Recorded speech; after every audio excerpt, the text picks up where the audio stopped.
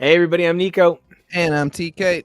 And that's kind of like the way it's Deadpool Batman, right? It's the two greatest minds coming together. One that's a great detective, one whose mind can't be found. It's a real immovable object, unstoppable force situation.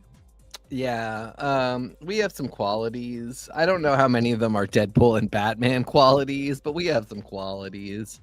Well, speaking about quality, folks, we are here today to talk about the just released Marvel DC Deadpool Batman #1. This is part of a two-part project, at least two parts, where November is going to see the publication of Batman Deadpool by DC Marvel. Well, that is, of course, if they don't cancel the issue out of nowhere. Yeah, just a quick note to say that I am not super pleased with DC right now and their cancellation of Red Hood and their condemnation of Gretchen Felker Martin, a fantastic writer who, by all accounts, was looking to have a really good run on Red Hood. It's a complicated issue. There's a lot going on, and we can't. It deserves more discussion than we were able to plan for. We plan our episodes far in advance. And so please be aware it is something we do intend to discuss further. And DC is not off the hook with us. And Marvel has often not been on the. Neither of these companies are always, paragons of virtue. I mentioned to somebody that I was pissed at DC, and they said, "Oh, so are you going Marvel now?" I said, "No, Marvel annoys me more. I know more of Marvel's skeletons in their closet. I'm furious with them at all times." So we will talk about it more. But in the meantime, both companies did manage to come together with some amazing artists and to publish something, I gotta say, pretty spectacular. Yeah, I mean, we're doing an amalgam Marvel DC total crossover project over on the pod. Check out the pod, cageclub.me/x, right? I want to just put out there, this has some, like he said, incredible talent in it, and you had to go pick it up in store. We learned that it was not the digital release today. We have Dead of Night featuring Deadpool and Batman by Zeb Wells, Greg Capullo, Tim Townsend, Alex Sinclair, and VC's Clayton Cowles. Jumping into the backup stories, so many great ones. Captain America and Wonder Woman by Zdarsky, Dodson, Carmania, Marchese, and Kazam. Jeff and Krypto by Thompson, Gurihiru, Caramagna. We've got Daredevil and Green Arrow by Smith, Kubert, Martin, Caramagna. Man, Joe Caramagna is getting around the universe here. Rocket Raccoon and Green Lantern, which had one of the all-time greatest jokes I've ever seen in a comic book ever, by Ewing, Ruan, Vinicio, and Caramagna. Oh my God, who is this guy? Wolverine? We've got Old Man Logan and Batman The Dark Knight Returns. Wait, I changed what I said about I had no grades lower than a B. By Miller, Sinclair, Caramagna, Marchese. And then we got to deal with Logo in a minute, by North, Stegman, Martin, and Caramagna. Joe Caramagna, you're a symbiote. So he's just on everything. Well, I mean, somebody's got to letter them letters up. Yeah, and congratulations. If you were already going to do one, you might as well do them all. Completely agree. I want to start with, this is like a dream come true project. We've been, like I said, we've covered all of the amalgam books from the first wave. We've got just like one big thing left to do, Marvel vs. DC #4. Really excited about it. And it was all getting ready for this big event. Went to the comic shop today. Guys, like you saw, I picked up the Daredevil Green Arrow cover, picked up the logo cover, the half Batman, half Deadpool logo. Really love that. How about you, TK? I, of course, went with pets. I went with Krypto and Jeff. So good. Yeah, it's just a fantastic, adorable cover. There they are. There's my guys. Yeah, I couldn't not. And I love the plushes on the ground. There's like a Superman plush and a Lockjaw plush. It's just a really cool visual idea to give these characters so much energy and so much power, putting them on the cover, especially because like they get a story, and a lot of people got covers who didn't get stories. I do want to get out there that we're going to talk about the covers in a little bit. We're going to talk about the stories that maybe weren't with some of those covers, but I am so psyched about this book so far, and I'm really excited to see what you thought. And also, I can't wait to kind of preview Batman Deadpool, which is going to have Grant Morrison and Dan Mora on a Batman Deadpool story, plus additional stories from Scott Snyder, James Tynion, Joshua Williamson, and Hayden Sherman, with Doc Strange and Constantine, Tom Taylor, one of my favorites, and Bruno Redondo on Nightwing with Wolverine, Laura Kinney. Oh my God, Nightwing meets Laura Kinney. That's the greatest gift ever. Mariko Tamaki and Amanda Connor will be bringing us Harley Quinn and the Hulk. Fine, I don't have a say. And then G. Will Wilson and Dennis Cowan will do Static and Ms. Marvel. So like, I'm feeling the next one, and I can't wait to talk about it. But we're talking about this one first. Yeah. Right off the bat, this was good. This was really, really good. This was awesome. Lovely, interesting, fun. We hit a bit of a place with Amalgam and like with Amalgam and New Books, with the work that we've been doing on both fronts, where there was some real is a mix of Sisyphean futility and boredom. And you know, neither of us likes to be negative. And there's only so often that you can repeat the refrain that like everybody's doing their best. Nobody's trying to make a bad book. Nobody's trying to piss you off.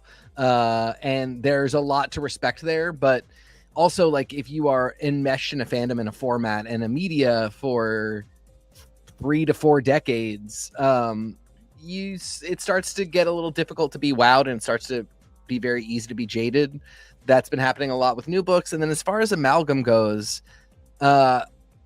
I think the thing that we just kept realizing is like we had always hoped that it would be a thing that would reveal to us new ideas about Marvel and DC.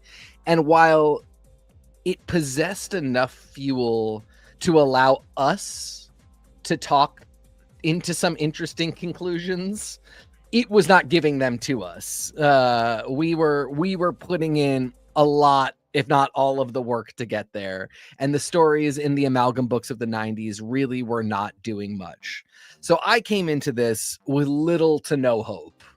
And sort of just this bummer feeling of like, man, I hate to come into every week and say, yeah, this wasn't that good. Yeah, this wasn't that exciting. Yeah, you know, I feel like both companies are in a slump right now. This particular title isn't doing much for me. That particular author is not the right person for the job.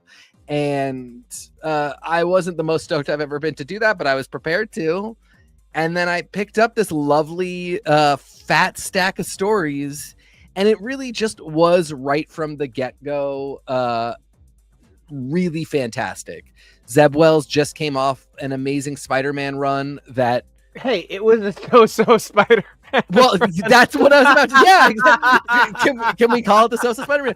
I was really thinking like, he just came off this run that had some moments that I really liked, but again, it's part of this narrative that I'm talking to you guys about, where it's just like, if we had been covering that right now, or if this book had come out a year ago, we would have been saying a lot of the same stuff, where it's just he was on the book for a long time, I think maybe too long, and he should have come off. He has some ideas about Spider-Man that I don't agree with, blah blah blah blah blah. And so I was not super anticipating Batman and Deadpool to be a place that I was going to be excited to read his work. Not that I was going to think it was like super terrible, just I didn't think I was going to be super excited. Fantastic story. What a joy. What a delight. And we'll get into it more, but that's my big preamble. Talk to me about your experience, brother. I just had a great time. I had a great time beginning to end. I felt elevated by the experience. There was a joy because there's some sadness in my heart that there are some names that aren't here. There are some names that like I really hope that there's a secret third one that we don't expect. Batpool and Deadman, like something we're just not ready for, that will give us Kieran Gillen writing Mr. Sinister Darkseid. Like, give us that as well. But what we got here was so many of the top tier talent of the big two executing their best work on these ideas. I was so thrilled. I would love to open with the first story, just like right off the bat. The Dead of Night story was kind of genius because it felt like Zeb Wells' fan film of these two characters. And when you see a fan over something in a joyful way, not in a I have to prove canon, and that's me making fun of myself more than anything, but like this nailed it. It was so fun and hopeful, and there are some throwaway lines that are incredible, almost homages to the original Marvel vs. DC, where Joker is like, oh, I had to run on the cosmic treadmill. I broke down and finally asked Reverse Flash. Like, it's such a cool nod to the fact that Joker runs into Spider-Man early on in the crossover, in fact, in the preview pages, right? So one of the things that I loved the most about this was that it only sought to create enough context to have context, but other than that, it's just joyful to be joyful. Yeah, and you said it's a Zeb Wells fan film, and you talked about the fan, but I think the film is equally important because this writes like a film, and it does not write like a comic. Zeb Wells, and then Joe Carey, who's writing? Joe Casey. Yeah. Over on Amazing? Yeah. Both annoyed me with their starts on Amazing because they immediately fell into this idea that 60 plus years into this man's canon, you should be writing Spider-Man, your number one, as though nobody knows who Spider-Man is, as though you have to go and establish all of the details and write some, golly gee, isn't it hard trying to balance a career in Spider-Man and having it all? Calm down, Tina Fey. Me new to Thwip. Yeah, like nobody is that person. And if they are, they just still probably don't need it. We just probably are at a place where you can trust that audiences are going to figure it out through context clues, through being able to read a lot of source material. You just really don't need to do it. And that was one of the things I was thinking about here is like, who's going to do what and how to tell a story that's good and isn't Batman trying to explain to Deadpool of all people who Thomas and Martha Wayne are. I was so nervous about reading Zeb Wells write Bruce Wayne trying to explain Thomas and Martha to Wade Wilson. I thought it was going to happen, and I really didn't think it was going to be good. But he wrote this like a film and not like an origin story film. He wrote this like a fan film, like, you know, somebody who is making this with too much information in their head for people that they think will also have too much information in their head. Yep. And so, you know, there's a lot of origin story stuff that we skip out on entirely. Deadpool does the most explaining about who he is, and it's still not that much. It's actually, it's mostly more set up for joke than it is him actually having to explain who he is. But there is a lot of trust given to the reader that they will just figure it out. So like, let's just dive in and have fun. And it's just absolutely the right way to go. This is a short story. You're not going to get a lot of time. This is not going to be an ongoing serial. You are not going to have weeks and months to develop character and relationships between Deadpool and Batman. So what are you going to do in your, what is this, 12 pages? Yeah. 16? I think it's probably 16. Yeah. The whole thing isn't that long either. No, I mean, it's bigger than I was expecting, but it's short, all things considered. But yeah, what are you going to do with your 16 pages to tell a great story about these two that does them both a reasonable amount of justice? And he really just hit it out of the park. And I think part of it is that he understands where seriousness needs to give in to silly. Like, one of the things that works so well for this story is that Batman specifically plays into Deadpool's crazy by being like, unless I have a Robin.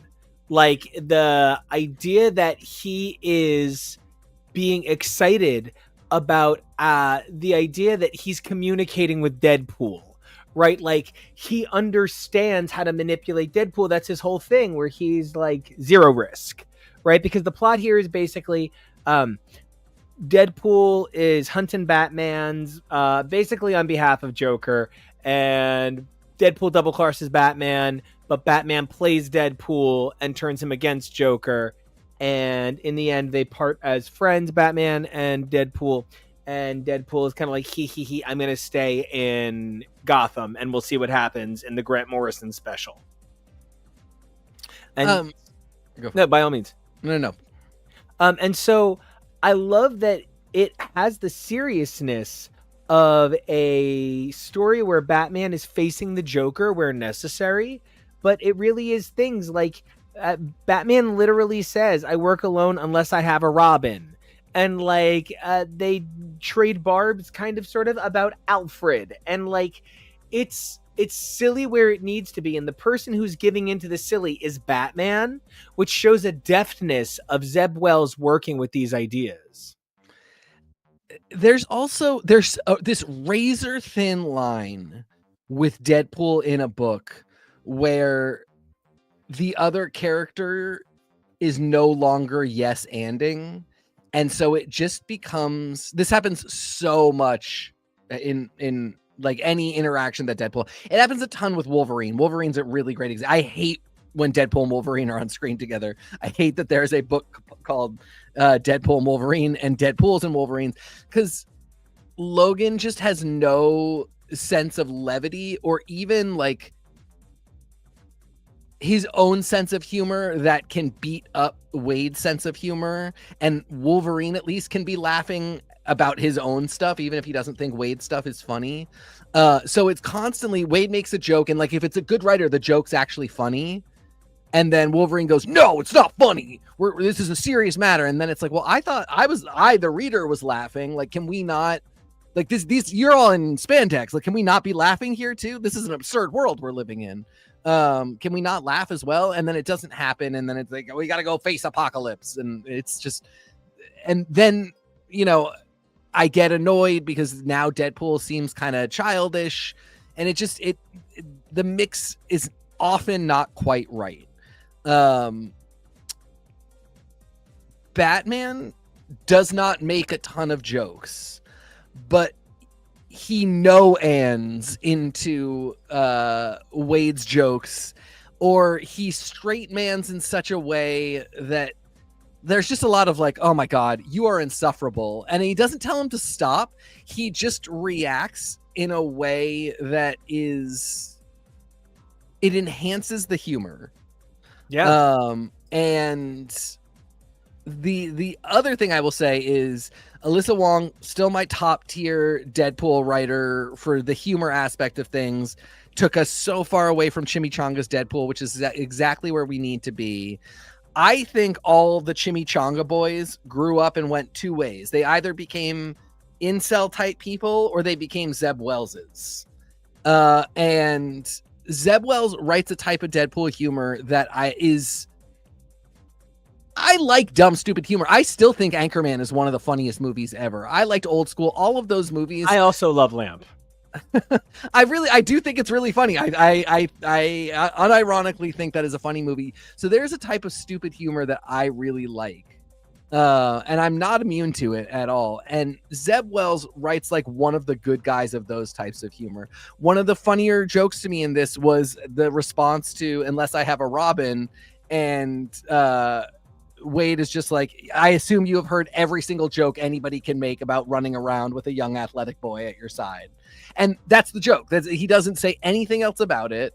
But that was funny to me. Like, there were a lot of things that I was like, these are funny jokes, but they are much closer to, they definitely, you can see the ancestry of Chimichanga Deadpool in them, but they were sophisticated. There were no like fart jokes. There was some really good humor happening, and managing to both do that and then have Batman never say no, but never break character to tell his own stupid joke or anything like that.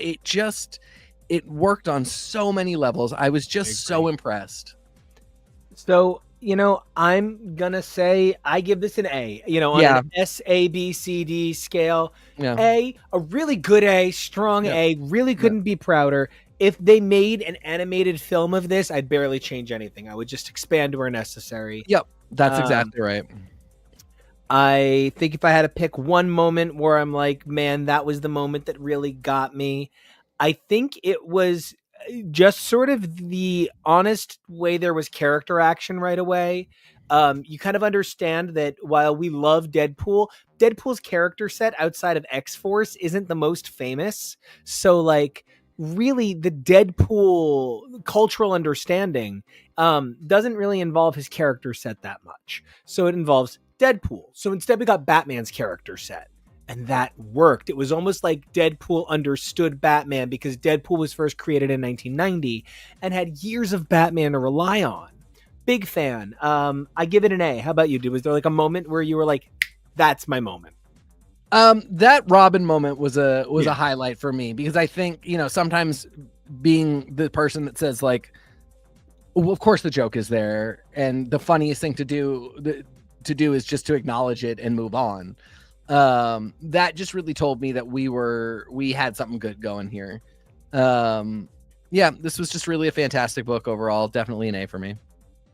I think if there was a story that just kind of slightly edged it out, that in like I can kind of point to it and say that's probably an S.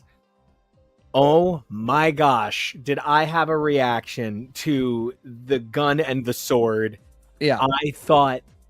I think the thing that blew my mind the most was in just a few pages, Chip Zdarsky made the argument for you could just create a universe where these two worlds sometimes like touched and would see each other for big events when they could. He made a case for the amalgam, like, and he has to be the architect. He has to be the Kevin Feige of this universe now because like the case he made is so good and so bold and so strong and clever and encouraging. And this idea that a hero can help another hero remember what justice is. This is why Chip Zdarsky's Daredevil is going to go down in history as one of the smartest things you've ever read. It's just like, I was just so impressed at what he did in 8 fucking pages, man.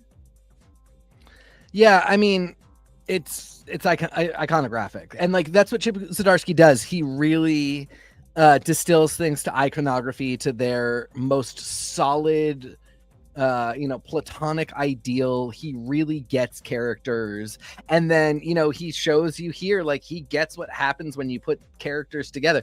The Daredevil run is amazing. Don't get me wrong. He really gets what happens when you put those characters together, but also he had some help from decades of writing. He found the gold, but the gold was there to like figuring out what to do with Wonder Woman and Steve Rogers. That's actually like fully mining for your, like, that's you have to basically create that out of thin air because those two have not been together. But it actually, of course, makes a lot of sense because Chris Pine, Steve Trevor is, I mean, he's really more Bucky than Steve Rogers, but he's there, but for the grace of God goes a super soldier. Like, he's just a super soldier that didn't get the serum. And so it makes 100% sense. And it's funny because the last story that we get in this book, which we are going to talk about, we get an amalgam. We get an amalgam character, and we're going to have to talk about that. But this story got me thinking about, like, what if we didn't amalgam the characters, but we just amalgamed the universe? And Zdarsky creates a really cool term, which is infiniverse.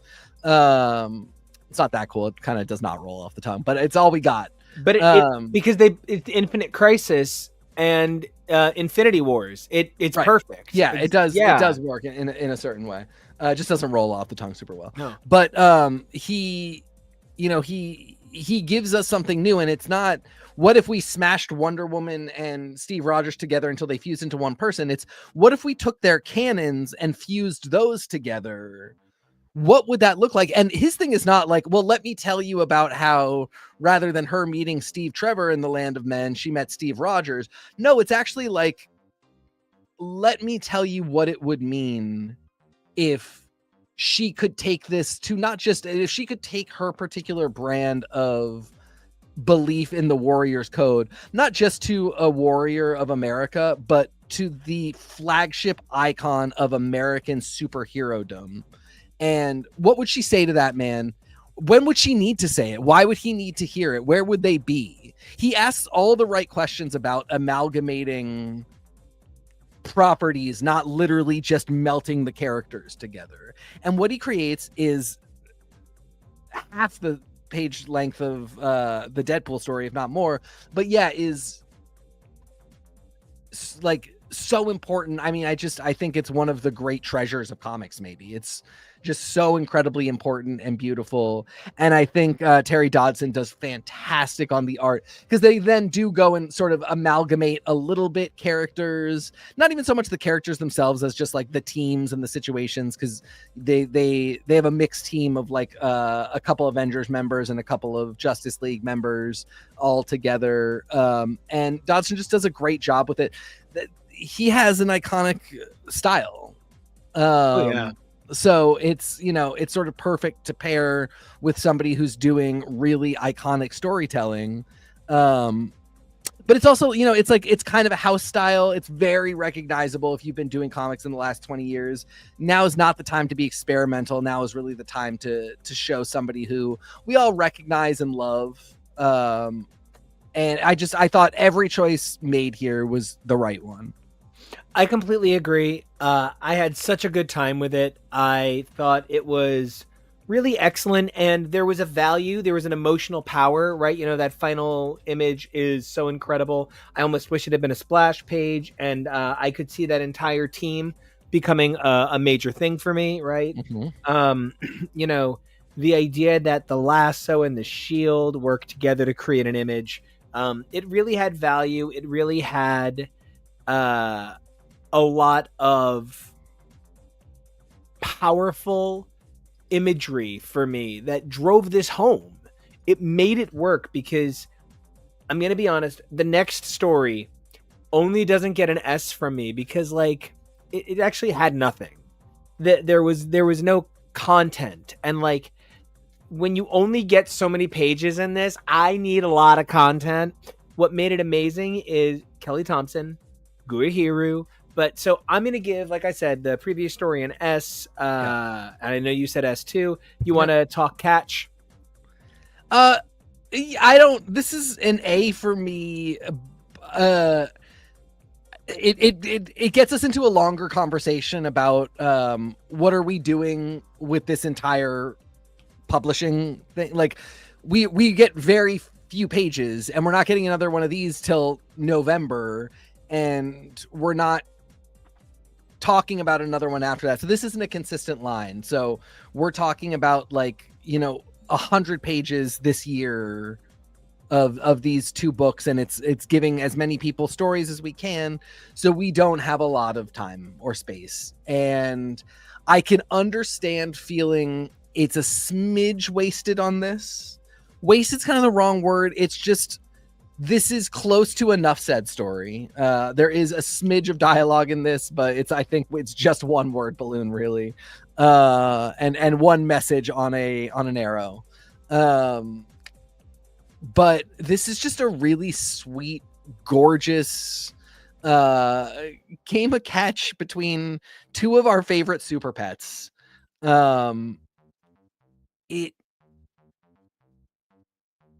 I'm glad it exists, and I'm glad that it's not just this cover. I'm glad that we got to see just a dynamic story, something with motion. It harkens to, all the joys, Homeward Bound, all the movies where it's just the animals. But at the end of the day, it's not able to do much more but be the two companies as pets touching noses. Yeah, and it's so sweet Yeah. And I love saying it as pets touching noses. There's a lot of like bork, mer, Yeah. and like that is so sweet because Cute as fuck. I'm so grateful that I have my dog now. Bucky has made me a better person, and like when I see my dog play with other dogs, like most notably we go to a campground and our dog loves meeting every dog. He has his own sort of bork mer that like I can see in these dogs that are different from the way they support their heroes and their titles. And Jeff has had 3 parents: Emma Frost, Kate Bishop, and Deadpool. That is some of the finest royalty in the entirety of the Marvel Universe. And Krypto is Krypto the Superdog. He is like legitimately a hero in multiple stories. And so like I think one of the things that makes this such an exciting book is that you can have a story like this, and there is someone for whom this is going to influence the next Superman, the movie that just came out, the same way it clearly did for James Gunn. Yeah. I'm very positive on it. I'm here for it. I just think it's somewhere between an A and a B. It's not quite an S. Yeah. Yeah. I think it's an A minus. Again, there's nothing bad to say about it. It's more just like I wish I knew we were getting a third book that we could do a little bit of this kind of well-intentioned fluff. Yeah, but I love it. Yeah, totally here for it. Okay, so obviously I have a relationship with the next story. The next story is Daredevil Green Arrow, and it's by Kevin Smith.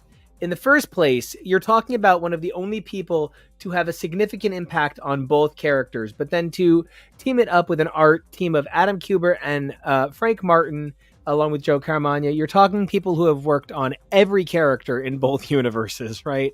What was shocking to me is how easily this read like it came out of an event where the 2 universes combined and no one realized it. This lifted out of the DC Marvel hybrid version of Civil War by art. You know what I mean? And that splash, the way they use the masks, the way they use color, the idea of composition on the page, changing shapes with the panel and moving how the gutters move the story along by blending in the idea of classic imagery of Daredevil's radar sense and then contrasting the idea of the red of his radar sense with a little bit more the Rivera and Martin era green change right now, because the green is a standard color that's used in Daredevil alternate palettes. We also see it in some of the later Brubaker stuff, right? This just excelled on every level. It really told something so cool. I just can't give it an S because I think outside of me being like, oh my God, and Count Vertigo is the most brilliant Daredevil villain ever, because he would be, I feel like maybe I'm too attached to the subject matter, but I thought this was a showstopper. I really did like this too, even though I feel like Green Arrow is a weird pervert. He creeps me out. But I really did enjoy this story. Here's what I really liked about it. And this is something I will bring this up anytime somebody does it right or wrong, because I just think it's important. Men can like each other and be friends. And yeah, especially heterosexual men can meet and say, I like the cut of your jib. Let's go have a drink. It does not always need to be begrudgingly, we are allied. Oh, look, it's been 60 years and we have known each other for so long that now I am willing to share one beer with you, even though I hate you, because you're the only person who understands my struggle. Sometimes you really can go, you're funny. Let's go hang out. And I like Kevin Smith. That's one of the things I liked about a lot of Kevin Smith's early work. You know, I was a huge fan of Clerks, Chasing Amy, Mallrats, Dogma, and in all those movies, men are friends. Men really like straight men really like each other and enjoy being around each other. And yeah, maybe they have some misogyny problems, but that is a separate issue. That has maybe only been compounded by the fact that we have continued to isolate men from each other and tell them, you know, not to be affectionate towards each other, not to like each other, to constantly be in competition. This was a story where these two guys really quickly became professional allies and worked to fight the hand, and then ended on a note of like, let's go grab a drink. And that's just good fucking vibes. Yep. I did think it was really well written. I did think the art was really good. I loved the idea. Again, like this feels like it is in the same Infiniverse that the Dodson Zdarsky story is from, you know, in a world that has both Wonder Woman and Steve Rogers working together. The Hand is also in that world, and Green Arrow and Daredevil fight them. So, you know, it just felt right. It felt good. In terms of just like being consistent with some idea of a crossover universe. And then, yeah, the vibes were just correct. And so for me, absolutely an A because of that. There was nothing wrong with this. And there was so much that was right and good about it. You know, and that's even where I kind of felt 2 pages ultimately was enough for Rocket has a Green Lantern ring now.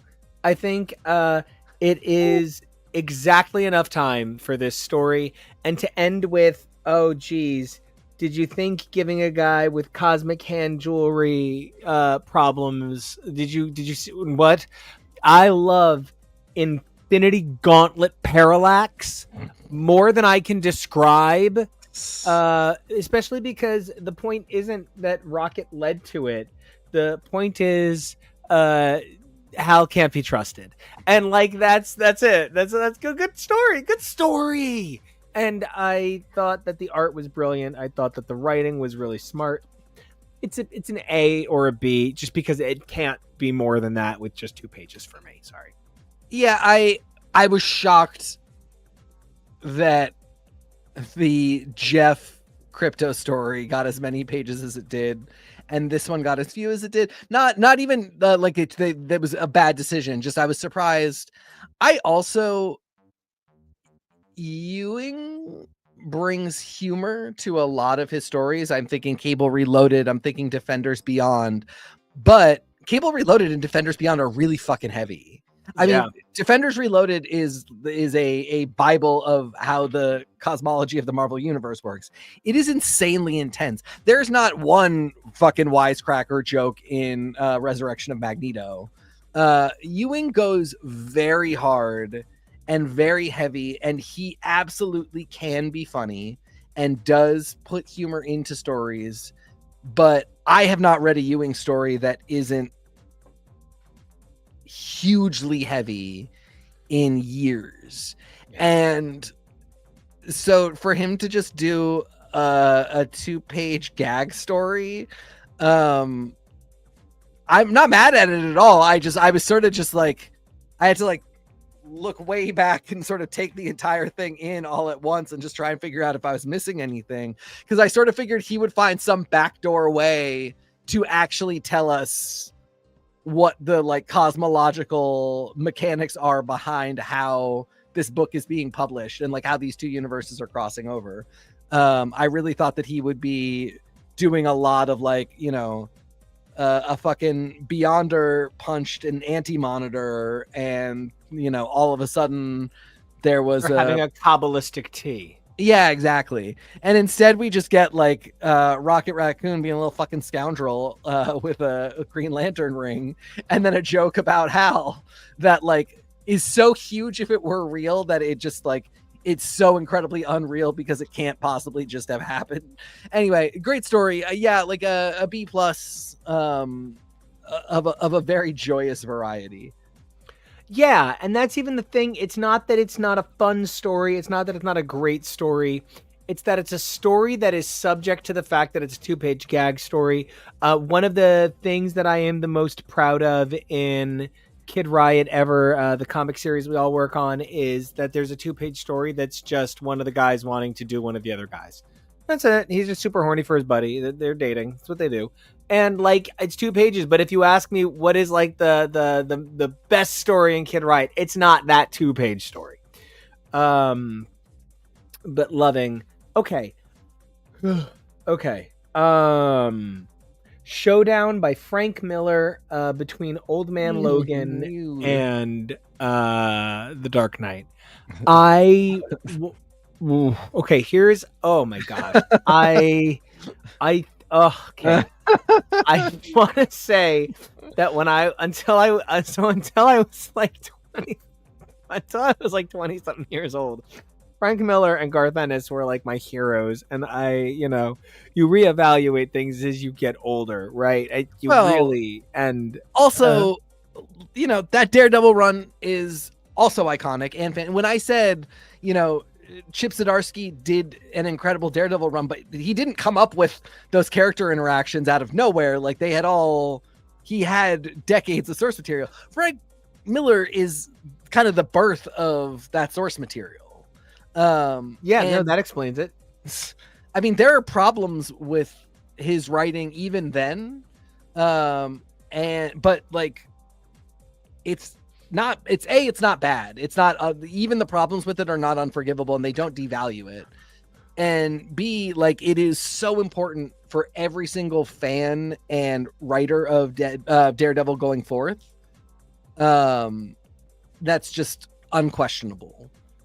And unquestionable, I want to say that like his opening page, the way he plays with shape and color, the way he plays with this, it's incredible. He's actually doing really cool, really bold, really inventive ideas for what he's trying to accomplish. I'm still enamored of what he's done for comics. What I don't like is that it feels like because he came up with The Dark Knight and feels Old Man Logan is a ripoff, he treats Old Man Logan like a chump and puts him in the wrong costume.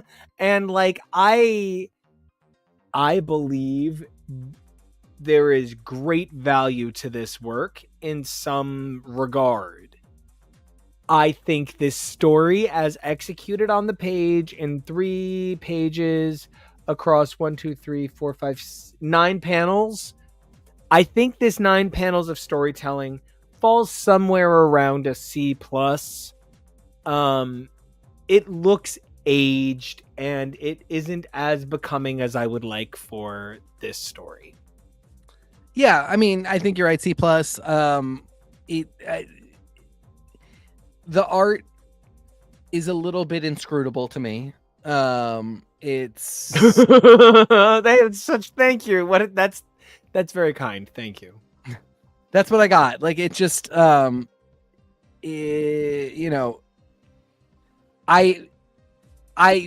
see what you're saying, even about like the opening page with like some of the it's not that like Frank Miller is now a bad artist who can't draw anything. It's that the stylization has become so heavy that you no longer can be like, okay, so just, if you could give us a panel of them fighting, and then in the next panel, one of them rolls over on top of the other. No, he cannot do that. He can't, because he can't show you those things, and he can't render those things in a way where you're going to look at it as a reader and go, oh, that's them fighting. Oh, in this next panel, he has rolled on top of the other guy. Oh, in this third panel, he's standing up.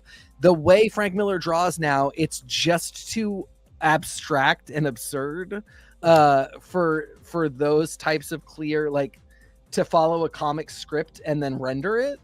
And that's okay. There's room for storytelling there. It just is not this story. And then, on top of that, he suffers from, this Claremontism, this idea of like, well, we old guys knew it all and had it all, and we never stopped having ideas. And everybody who came after us has bad ideas. And if you just give me 4 pages, I will tell you the actual good story. And then it's just like, yeah, buddy, that's just your story. Like everybody has to believe that their story is the best story, or you can't sell yourself and get work. But like, you know, all your forebears grew up thinking you were great, so they at least have themselves to know, have you to know that, like, well, somebody came before me who was great, so somebody probably going to come after me who is great. You guys all think that you literally just created greatness. And you know, it's something that I occasionally have a conversation with my father where he's like, you know, and you know, what about you're gonna get your boss's job anytime soon? And I'm like, my boss is like the same age as me. She's like a year older, and he's like, oh well, what about your boss's boss? And I'm like, no, she's a bunch older, but she's not retiring anytime soon. And he's like, why not? And I'm like, because people just aren't dying at the rate they used to. People have got to just keep working. And he's like, no, fair point. You know, especially because like this book costs $6.99. Jesus, I will say $6.99 compared to the $2.99 and $3.99 of the ones in the 90s.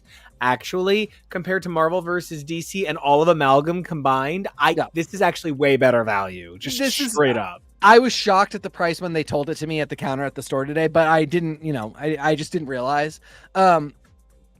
This is the first time that I've been like worth every fucking penny. So glad I have this in the collection. You know, the thing we have to pick up a lot, because we both prefer digital. You know, our homes are not mansions. We own a lot of comics anyway. It's difficult to store this stuff, so we both prefer digital. But like, when we want to cover a Red Band book, Red Band books usually don't get published digitally the same week. Nope. And so sometimes our schedules have required that we go up and go out and pick up the Red Band book specifically so that we can cover it. And there's not a single one of those that I've been like, so glad I have the physical copy. The Elektra, maybe the Erica Schultz Elektra. The first issue, like I love a flagship, but I didn't need the whole collection. We ended up having to get more than one. Yeah, you know, I really get that, and you know, I actually just bought the third volume of Deadpool Samurai digitally because I said to myself, no, I'm not gonna buy another physical book. I'll buy the physical of whatever comes out of this, like if they do a hardcover of the two volumes together. Yeah. You're really right though, I do prefer a digital. I only went out and bought this to celebrate that it exists. Yeah. All right. Okay. I'm convinced that 4 years ago the character model for Logo walked into the Marvel offices fresh off of their stint on Riverdale from Hell. And Marvel was like, yeah, you know what? Just trend it up and we'll do something with you. I find Logo very hard to take seriously. I know I'm supposed to struggle to take him seriously, but I ache. Whether it's Fraggin' Snicked or it's the fact that, okay, I do love the Thanoside Copter. I'm concerned that Logo will be like a character that continues on. I actually would have really preferred Dark Claw, to be honest with you. I enjoy Dark Claw, and if you could do a good job with him, I would really enjoy that. I'm a little bummed out by Logo, but between the name, the character design, the fact that he's mostly Wolverine edgelording, I can't really complain too much. I think it's just, this is not what I wanted, so I've got to give it a lower grade than I wish I could. It is also not what I wanted, but also it makes total sense. You know, Darkclaw doesn't make sense to me. And in large part that's because nobody wrote him well at all. I would love to see Zdarsky's Darkclaw. There are plenty of I could see Percy writing a perfectly lovely Darkclaw. Yeah. But I don't really, Darkclaw just, doesn't do anything for me. Logo, at the very least, I feel like I see a little bit more the sort of gruff man walks into a bar of both of those characters. The very like what we imagine a guy who goes to a biker bar but he has claws, and or a guy who goes to a biker bar but he's an alien. I don't know, it just all makes sense to me. And then the book itself, the story itself wasn't that serious. It wasn't trying to really do anything. We got an amalgam here that made sense to me, and that like this is what all of amalgam should have been, just this quick of a story that you just show somebody like, here's my pitch, here's what it would look like, and then I think from the, like, I don't think anything will come of this because I don't think this is compelling. I think it's I'm fine with it. Like I enjoyed looking at it in 4 pages for a moment before I went and had the rest of my cheesy popcorn, which I was eating at the time. But you know, there are so many other amalgamations that you would do differently now. You know, they're going to do a Nightwing and Laura Kinney talk to each other story, but like, that's probably who I would amalgamate. And Laura didn't exist when amalgam happened. So, X-Wing. You know, there you go. Oh, I love it. Which they could do because Disney owns the rights to that name. There are so many different, you know, you would do amalgamations so differently now. But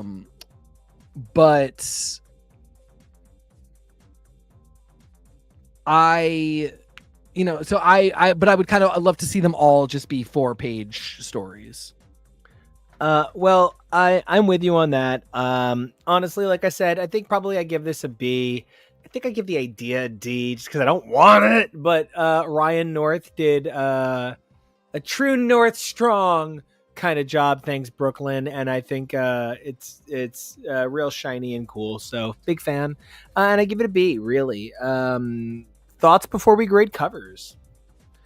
No, I mean, this was just great. This was just a lot of fun. This was sort of everything I wanted it to be, and never thought it would be. Yes. I also just sort of, I really feel like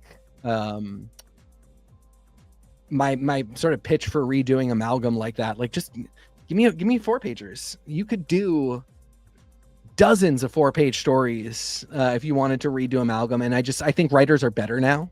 I think writers think more highly of audiences now, so we would get better stories out of it. Again, we didn't have Harley Quinn back then.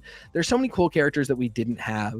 And I just think I'm, you know, so disappointed in amalgam, the 90s thing, and it's such a bummer, but like, it's so funny to have gotten to this point of just like, oh man, this was not what we thought it was going to be. And then for this to come out and be like, this is what we thought this is exactly what we thought it was going to be. That's at least a little cool.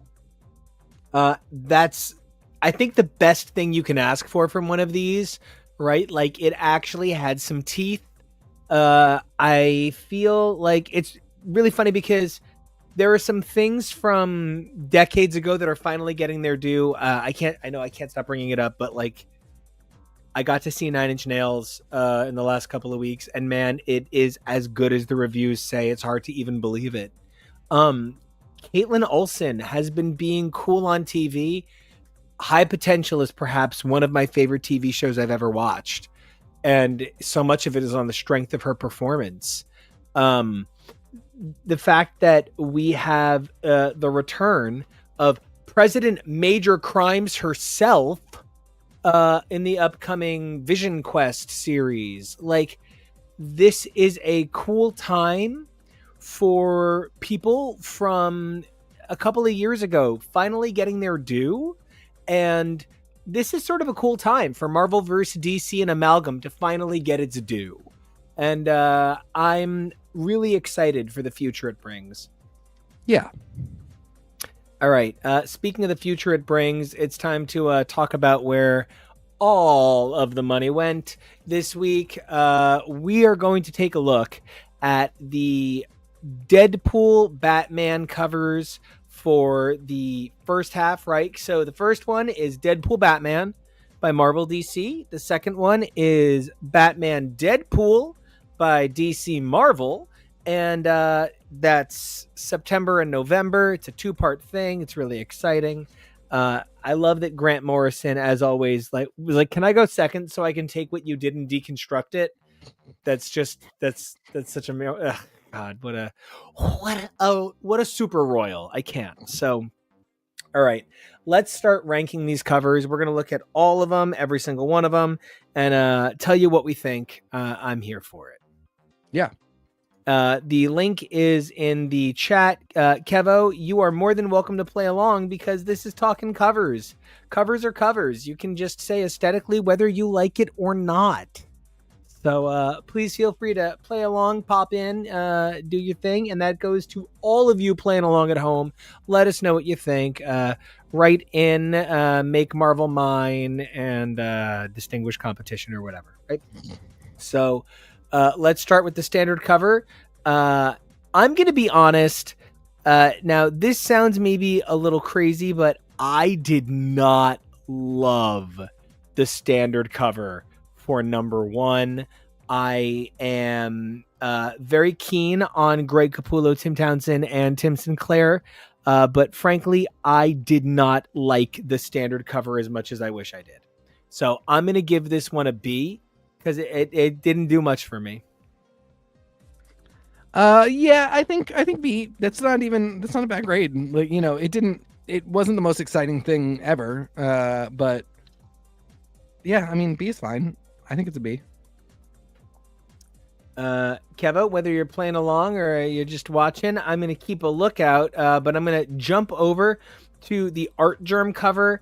I don't love this style of cover in the first place. It feels a little too heavy metal magazine sexy, and that's not my thing. I love that it's magic and Catwoman. The same way the previous cover was Deadpool, Batman. It's not exactly two people you would compare. One's much later, one's much earlier, one's a little bit more steeped in tradition, one's a little bit more born of the violence of the late 80s, early 90s. I'm going to give this one a B as well because I can see the artistry, but this is not my cover either. I think I like this one a little bit more, but I'm still giving it a B. Again, B is not a bad grade. Like it's great. It's just not like my favorite style ever. And then here we have it again. Yeah, so this second one is a Virgin variant, and one of the things is I love that this cover is here. I love that it's a Virgin variant as well. Anytime you kind of take that dressing off, it looks really cool. I think, though, that without it, this just gets kind of like a deviant art vibe because you're not used to seeing these two characters together in such a high quality art. So it kind of feels abstract to what we know. So it feels a little bit like a Comic-Con table kind of piece. It feels a little bit like a deviant art piece just because like these two people shouldn't exist in such high quality art in the wilderness. So I think as a DeviantArt piece, it's an S. As a cover, I'm like, what the fuck? So I'm going to just give it the same B to not seem wishy-washy. Yeah, I definitely get that. Now, I feel like this next cover is just, again, the first cover again. No. This one just is the Greg Capullo pencils. I feel like the thing about just pencil cover like this, especially without the dressing, such a Virgin variant, it could light the candle and bring the Sanderson sisters back. It's that Virgin. I feel sometimes like the beautiful quality of pencils is rendered uneloquently on some of these covers. I'm left a little dry here. I don't love this as much as I love the saturation of the color on the full version. I think for that reason, I love it, but as a cover, would it grab my eye? No, it kind of gets a C from me as a cover, not as a piece of art. As a piece of art, again, it's stunning, it's spectacular, but as a cover, C. Yeah, no, and I mean, like, I'll even say, like, as a piece of, like, if I were Greg Capullo, I would have said, I'm happy to do this, but you can't use my pencil variant, the pencils as a variant. Because like some people will draw something and pencil something that they never intend to be colored. It's a black and white piece. And that is a choice one makes, and those are great pieces. A lot of pencilers pencil things knowing that they will then be inked and colored, and so that's not their work, as it's not a finished work technically. And this doesn't look good. It's not my favorite cover to begin with in the first place, so like we can only be subtracting by taking away from the final version. Sure, somebody might do something where you're like, wow, without the inks and the colors, I'm exposed to something totally different here. This is two dudes in a lot of mist, and like without the coloring on that mist, it is a kind of a static mess. This is definitely a C for me, and it's not in any way because Greg Capullo is a bad artist. It's because this was not how this was intended to be shown, and I think it's a little bit rude to do it. I love that take. And okay, so Huntress and Psylocke, that's Conan as opposed to Betsy, you know, because it's so different than the last time these two companies met, because the last time these two companies met, these two women were one women. And so like now they are not one women anymore. So it's a little complicated. And nobody is dead of a mysterious mutant curse disease. Oh wait, no, they might be again. Yikes. But I feel a little complicated about this cover. I know this cover is not for me. So this is the J. Scott Campbell variant featuring Huntress and Conan. And I feel like it is a little vaginal.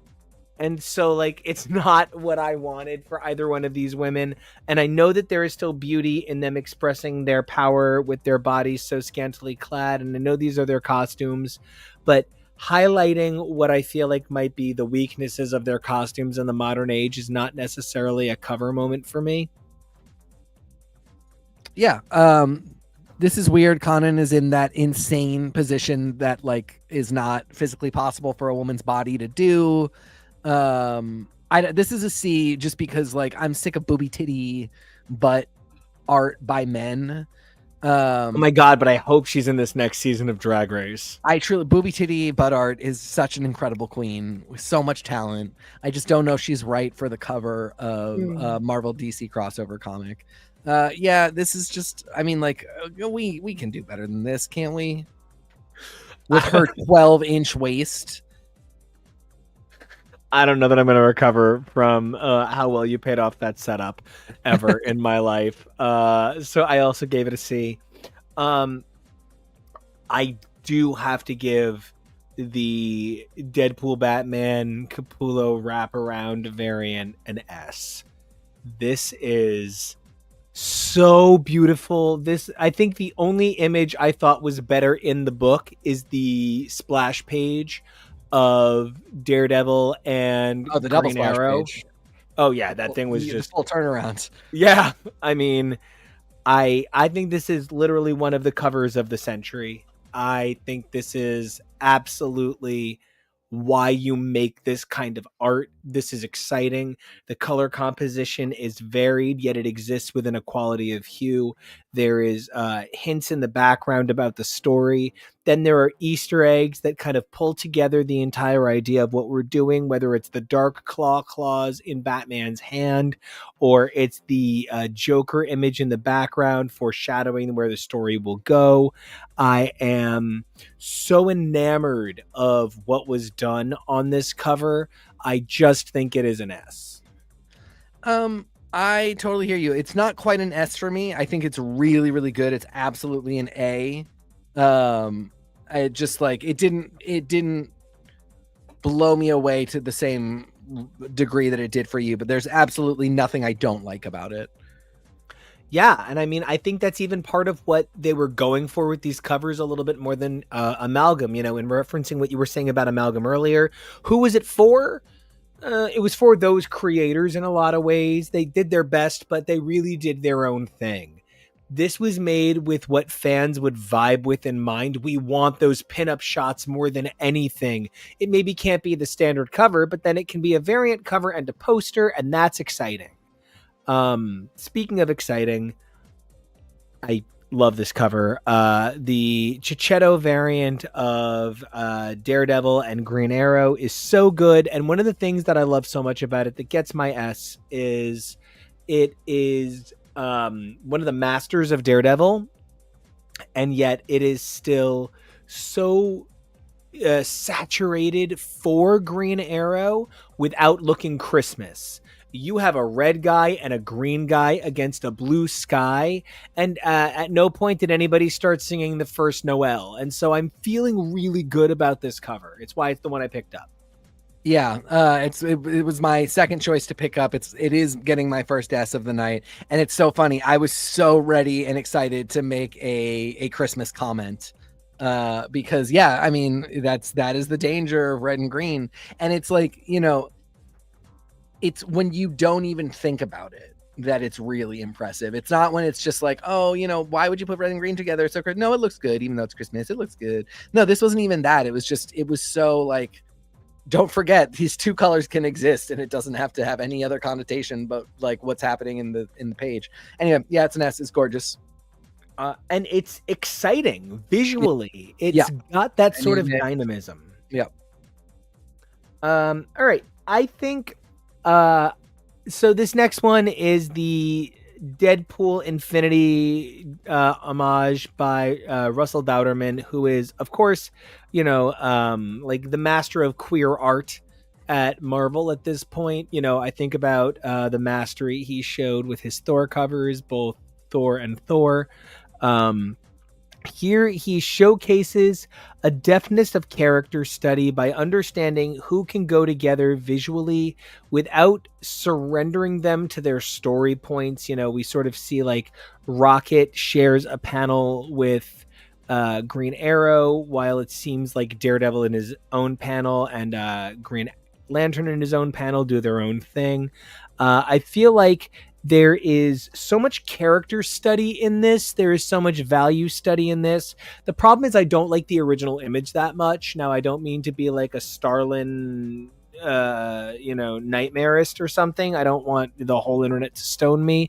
But I'm going to give this an A because what it is I love, but what it's referencing just always kind of was one of those covers that I was like, oh, sure. Okay. I would really rather take, you know, the, you know, Nick Fury covers, like the Starankos over the Infinity War covers. So that's just me. Yeah, I agree. But I love Dauterman. Yeah, I'm gonna go with B. And, you know, I think what we're both occasionally struggling with is how much we love these creators isn't necessarily reflective of what we think about some of what they're doing. Because, like, it's really funny. I love the Dodsons and everything they do in terms of like cheesecake, because they serve cheesecake and beefcake at the same rate, and that's like a really rare talent for this team to be able to execute so deftly. Of course, for those of you who grew up on the Gail Simone Dodson run of Wonder Woman, this is very fulfilling. For those of you who have that sort of like Dodson Imanini kind of era Captain America in your mind, this is a great cover as well. I actually think this cover is an A. I might give it an S, but I think it's an A because not enough is going on. I also think I maybe want to give it an S because it's referencing a story I love, but it's an A cover. It's very strong. It's very pin-uppy. Yeah, it's an A for me. There's again nothing wrong with it. It just like it doesn't quite have a wow. The reason I would give it an S is because again, Wonder Woman is giving a pose not dissimilar from Psylocke's, but it is, her waist is an imaginable size, and the way that her back arch and butt curve is happening, this one's not even realistic either, but it like isn't like, well, this would require an Infinity Stone to be physically possible. Oh my gosh. Parallax that ass. So into it. Okay, now This next, I'm never gonna get that out of my head. Get away from me! I can't believe because I'm like, she's so strong in that pose. Oh no, it's a skirt. This next one, I also really love this foil variant. It's one of those covers where I think they did a really strong job. This piece suffers from I think a, an a character looking kind of imposed in a funny way. I just don't like the way Joker sits in this cover. He sits kind of funny, and maybe Deadpool feels a little bit drawn from some other Deadpool poses, and perhaps Batman feels a little stock image. I don't hate this cover, but it is getting kind of a C for me because I don't think it offers anything. Yeah, it's a C for me. Not yeah. Again, there's nothing like hugely offensive about it or anything, but it just doesn't come together super holistically. I'm also not sure what I'm looking at with the white explosions. Yeah, it just it's not quite giving anything I can grasp onto. Speaking of things I can grasp onto, babies. I would love to hug babies. Again, one of the reasons I brought up that my pup loves the campsite we go to so much is because he loves calling over other pups, and then I get to hug other pups. As a Deadpool, Emma Frost, Kate Bishop, myself, or as a Kara Clark, I'm here to hug other people's babies and treat them so good. This Jeff Krypto Gurihiru cover, it's so rare that something can capture joy like this. I feel like, and like I've seen Gurihiru art my whole life basically at this point. I've read hundreds of pages of it. This is joyful in a way that expresses a quality of subtlety that I believe explains why Gurihiru has Eisner Award winning books. This is really great. Yeah, it's an S for me. Yeah, it's almost like emotional to see how cute it is. Yep. I do just want to be clear. I'm not here for anybody to give this cover less than an S. Insignia covers, oh my god, this is so me. This is like exactly as me as you get. I love taking an image, dividing it in half, and having it be iconographic. This is so cool. I bought this one. I think this is such a great example of how you can say so much with so little. You can teach any kid to draw this, actually. And you can give them that power to express these things that they love. Is it, the most incredible art you've ever seen? Does it change everything? No. But you know what? People said that when crazy gay dude said, look at these Campbell soup cans. And now look at how that is so identifiable. That idea of the Maryland, of the Campbell soup, that breakdown of image restructuring. You can take the basics and say everything you need to say about something. You can give it an identity and give it power just with that. I really think the simplicity of this, well, of course, it echoes the nature of both the Batman Superman cover and the Wolverine Deadpool cover. This says so much that I think it's if Coke and Pepsi ever released a joint product called Cokesy.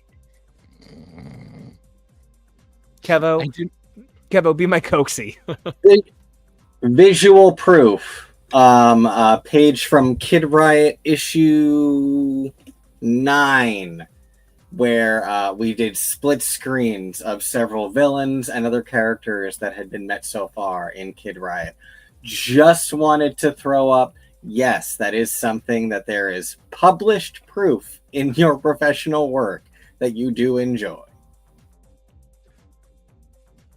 Man. I waxed poetic, but TK, I mean, Kevo, what clutch. But TK, this for me is real world road rules challenge. This for me. So you're giving it a D? I heard KEVO laugh from the other room. I've never heard anything so ugly in my life. You might as well have told me that Empty Nest isn't as good as Golden Girls. Get out. The only good real world road rules challenge is the one where Danny Roberts secretly sucked that straight guy's. Hey, also the one where Dan and Ruthie and Julie, but now she's crazy. Lots of good. Well, at that point, it's just the challenge, right? Yes. No, yeah. So, and the challenge is an F. Real world road rules. I mean, like, I don't know. The challenge is just Johnny Bananas being sexy in board shorts. Johnny Bananas. The guy who transitioned from road rules into acting, who was on Grimm, is in High Potential. Everyone go watch it. Yes. I give this an A. Again, like, who doesn't love iconography? Oh, Lord. Okay. Oh, no. Here we are. All right. First off, call into the show if you know who this is. What's happening? Yeah. The Johnson variant for this is a bit of a tough one for me. Now, it definitely is Big Barda.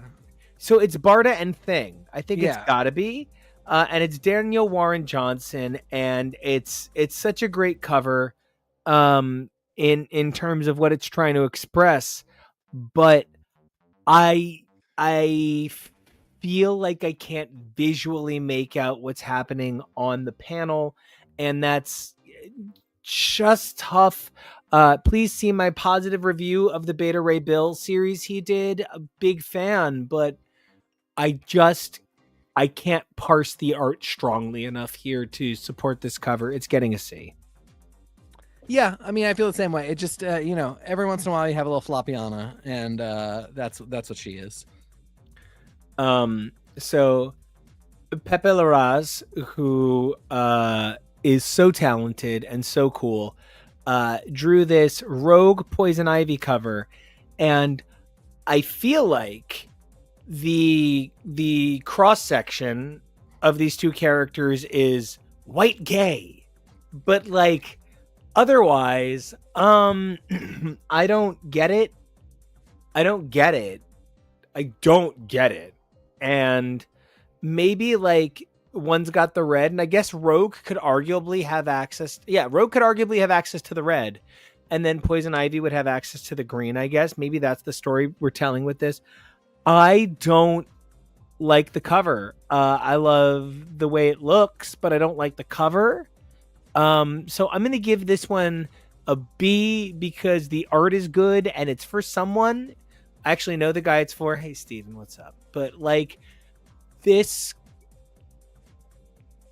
I don't know. I love the story it's telling, and I really could see this being a cool encounter. The things that are making it tough for me are Poison Ivy's eyes, which just appear to be blacked out. I can't tell if that's supposed to be shadowing a whole lot of eye makeup, which, doesn't really seem like her thing. And then Rogue looks like she literally leapt off the chair at a facelift and said, I have to go punch Poison Ivy. Like her skin looks peeled back. She almost looks like she has a Glasgow smile. It's weird for Larraz. Like it's an odd moment that's happening, but I completely could see these two having an encounter and it being one of those funny, just like, Rogue has to finally admit a little bit to her bisexuality, and Ivy has to admit that she can sometimes be a little reactionary. I don't know. There's something here, but this is just for Larraz, who I think basically can do no wrong. This B is, I feel like bad giving it because I mean I give everything he does A's and S's, but this is just a little weird to me.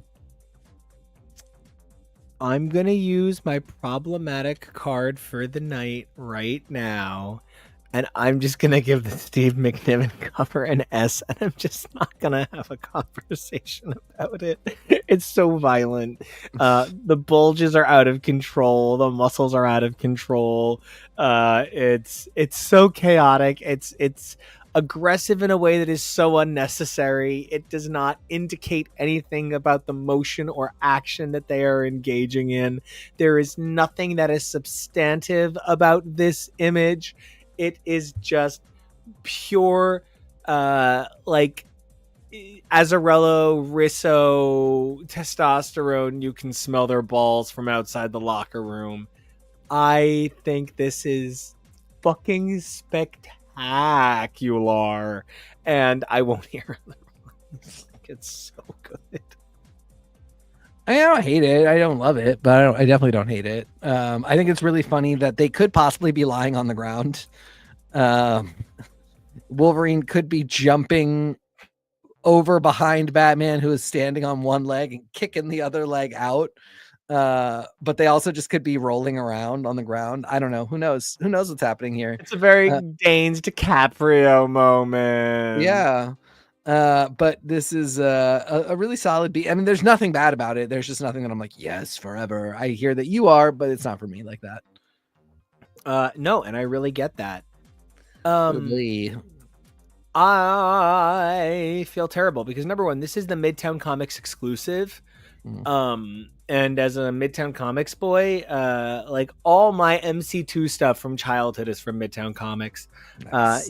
My dad bought my books for me on his way home. My dad would, schlep 3 miles out of his way. Not really at all. It was on his way to the Port Authority, but I like to imagine it was so out of his way to get my books for me from Midtown Comics. And so I'm always gonna Midtown Comics. That's where my BKV autograph is from. I've met a bunch of really cool creators at Midtown. I should love the Green Lantern Hulk cover. I don't like this cover, unfortunately. It's a C. It's just not for me. I genuinely don't like the visual contrast of the character size.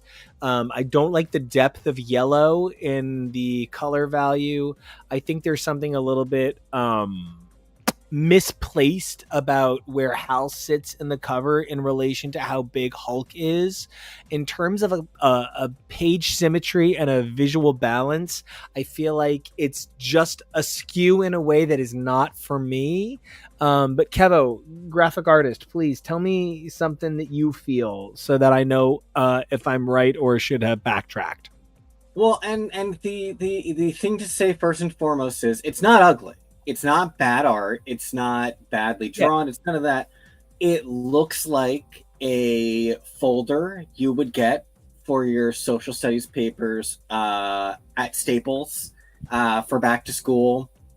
It looks like Superhero Squad toy packaging. It doesn't look like a dynamic comic book cover to me. It is kind of a cool poster that you would get for $5.99 at Target. But that's not to me something that is an engaging, interesting, dynamic cover. You can do something that's basic even, but 2 characters just leaping out of a starburst background isn't really doing it for me. Even the Cap and Wonder Woman one, that one at least they were trying to do things with it, like with the stars in the background and their pose, that made it feel a little bit more dynamic to them. This is just generic to me, and that's a whole ass cover. Yeah, and I really appreciate you even going out of your way to say that there are ways in which this cover, it visually has value, but it just doesn't maybe feel like an entire cover. It's got big annual splash page vibes. Yeah, I feel like I maybe could love it in a world where I was reading a whole lot of story that had this art style in it. And then this was like, an iconic cover reflecting it, but it just kind of, I don't know, it comes out of nowhere. It feels weird. Hal looks vaguely like a horse jockey, both in terms of size and overall aesthetic. I don't know, it's just weird. Yeah, it's a C. Oh boy, oh boy, oh boy. The Miller cover gets a C. I've dogged him enough. Yeah. His opinions on Occupy Wall Street aside, there was a time where this man was a progressive forward thinker. There was a time where what Frank Miller contributed to the idea of comics was important. And there was a time where he came up with Batman Holy Terror and would go on to release it as his own anti-Islamic thing. And I don't know how we've ever forgiven this man if he hasn't apologized. You know what I mean? So, like, I don't like Sin City. I like his work better when it's heavily inked and co-drawn by Jansen. I think, I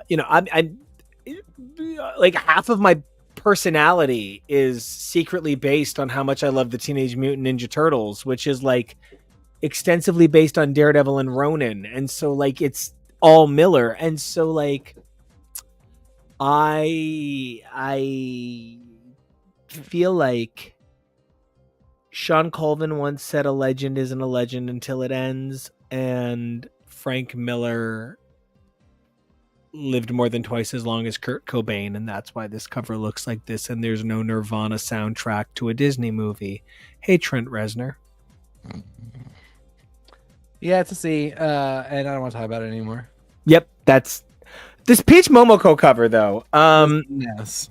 This is an A from me. I love it. I love Cassandra. I love Elektra. I love it. I love it. I love it. I'd really rather it have been... The reason it's not an S is because I really would have rather Peach Momoko's version of them. Yeah. That would have been my S. Yeah, I feel you there. I sometimes like when Peach Momoko does, just does art. Does a more familiar rendition. But yeah, I just really like this. It's an S. I don't want to talk about it. The logo variant, the blank red, it's red, it's red, it's red, it's red. And you know what that means? That means that the blank variant for Batman Deadpool is going to be blue because of the color blocking. It is so cool and clever and fun and inventive and imaginative. These people could fucking sell me shoelaces. I would buy all of them, and I don't have. Oh, that is, I have the shoes that have the built-in laces that can't be replaced. I'm just gonna give it an A and call it a day. Fine. I'm not here to fight you on your bad taste. I'm kidding. I love Esad Ribic. I think that this is like a really standard Esad Ribic cover. It gets an A. It's just good Ribic. Yeah, Ribic. Ribic, meet Ribic. This is like my favorite Stegman work since the death of Wolverine. This is like exquisite Stegman. This makes me forget that he makes Cyclops look like a sexy baby. Like this, Cyclops looks very boopy doop sex. You know what I mean? And yes. Like this fixes it. This is 1,000% not a male Bratz doll. Yeah, no, they both look like adults. Yep. Yeah, that's an A. Yeah, right.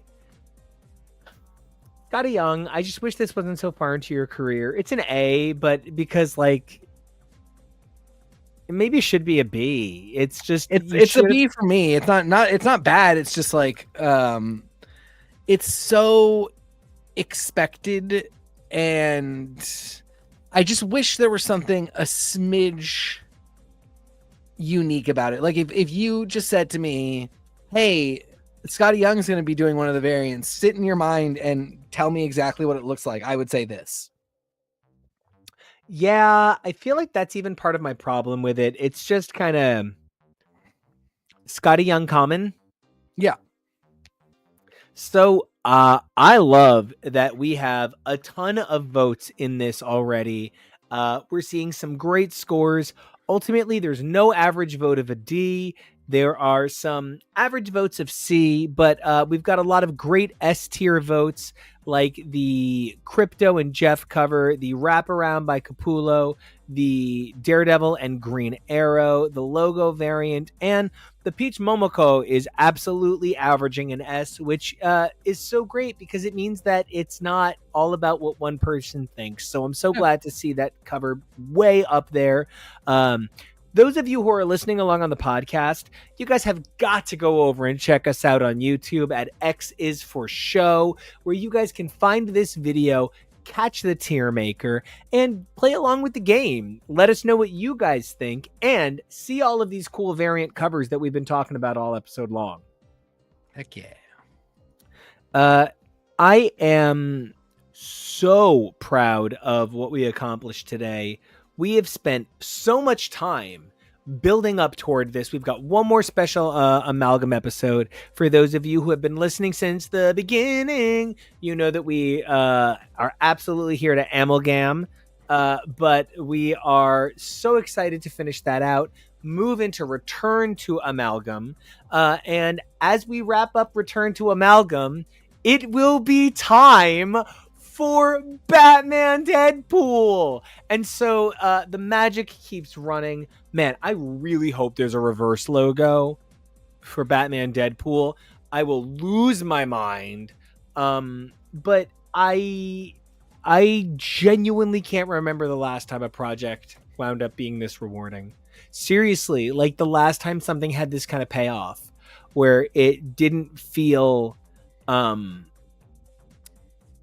like the runaround until it happened, and then when it happened, it was, oh, this is like amazing. This was so good, and everybody made it out of love, and I read it out of love. That's so rare in corporate comics that I don't know how to describe it. Yeah, I mean, exactly that. I will say I did not read this. I didn't go into this with love. I went into this like, okay, let's just see what we got here, you know.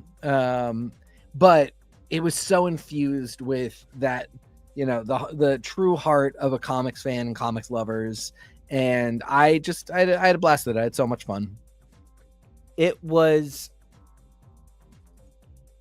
sort of the summation of what we had hoped this project would be in the first place, just on a 20-year delay. So it turned out all right, but it's not what I expected, and I'm really hoping to see this next one by Grant Morrison and Dan Mora.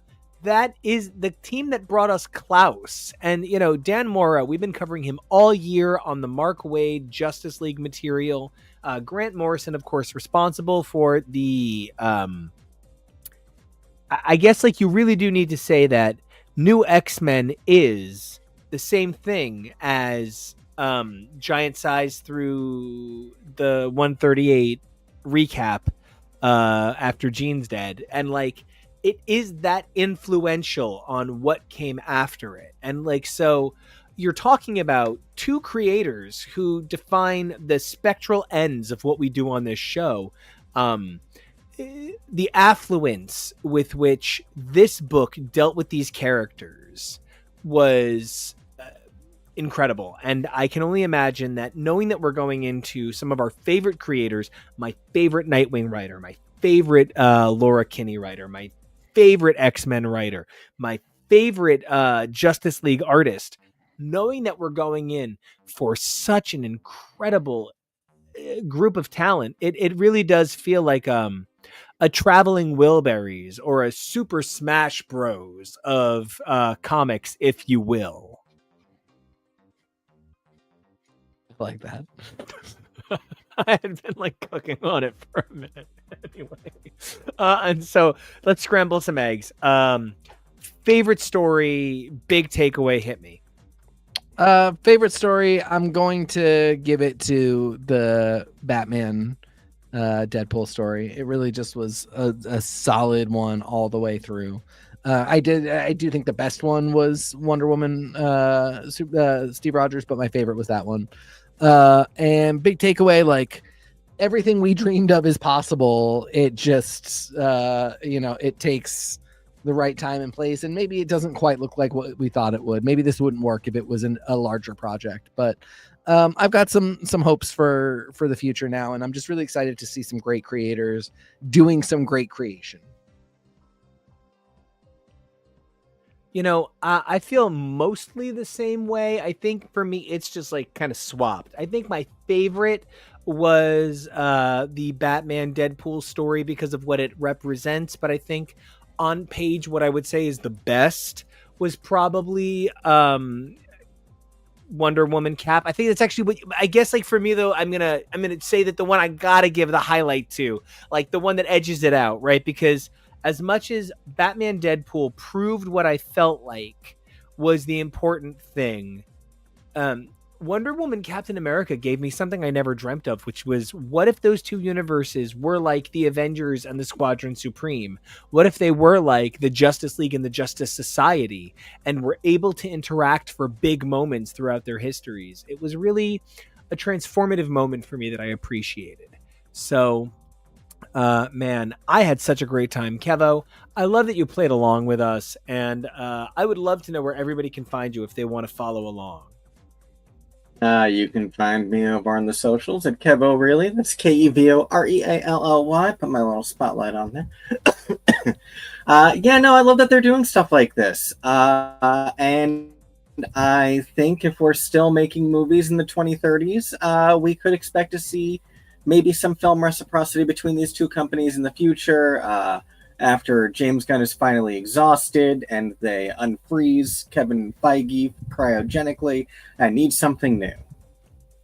I love that. And I feel like that's even kind of like the nature of what they're doing here. They're trying to do something new, even though it's technically something old that they're cryogenically unfreezing.